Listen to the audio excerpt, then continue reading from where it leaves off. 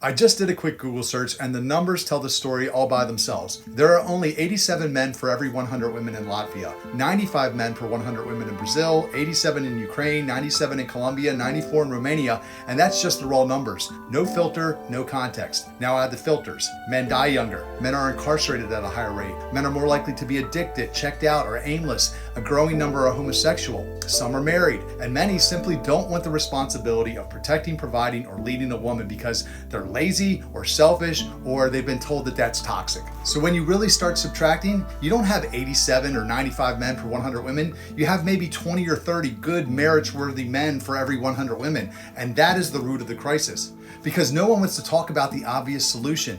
Instead, we gaslight women with Disney dreams and Christian fairy tales. Wait on your Boaz. God has a man for you. Just keep being patient. Meanwhile, the clock is ticking. Their options are shrinking, and most will either settle for a weak man that they don't respect, stay single and bitter, or sleep around hoping it turns to love and end up with a body count, not a husband. Why? Because we've told the capable, God-fearing, mission-driven men that they can only have one wife, even though the Bible never says that. Even though the Old Testament saints, kings, and even God himself modeled something different. Even though Paul said, let every man have his own wife, not only one.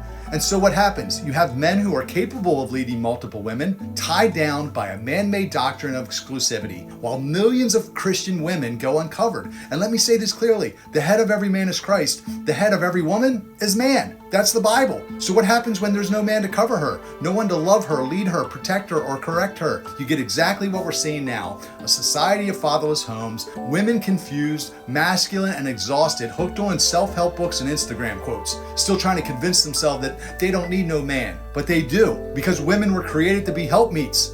Men were created for mission. Women were created to support that mission. That's the design. So when a woman doesn't find a man on mission, she either wanders or she becomes his mission. And that never works. Ask Adam. So if we know that there's a limited supply of good men, and we know that men are the gatekeepers of commitment, why would we ever tell the strongest among them that they can only give that covering to one woman? That's not biblical. That's not logical. That's not loving. That's a man-made rule that forces strong men to say no to women that they could have led, loved, and covered, all to appease the emotions of a culture that worships romance and resents responsibility. And the result? More women uncovered, more single moms, more loneliness, more dysfunction, while the men who could fix it are sitting on the sidelines told that they're selfish or sinful for even considering polygyny. This is one of the strongest arguments for biblical marriage, real biblical marriage. Not the watered down Western version, but the model that God gave us, where men lead, women follow, and families flourish. Because forcing monogamy on every man doesn't solve the imbalance, it creates it.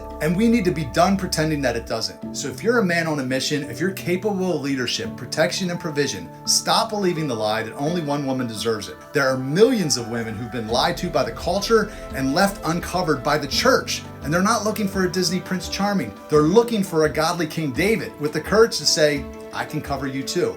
Fellas, it's time to stop playing defense and start building legacies. Let's go. If this hit home, don't just scroll on and forget it. Fellas, if you're a man on a mission and you know God is calling you to more, join us inside the Man of Options. We've got a private community, weekly coaching, and a proven path to help you find, lead, and cover the right women biblically. And you can test drive it all with the free 7-day trial. The link's in the bio and the description of this video. And ladies, if you feel the pull towards something deeper, if you're tired of waiting and not wanting to settle, apply to join Faithful Femininity, my wife's private Telegram group for women who are walking this road with purpose and grace. We're building something different, and you don't have to walk alone.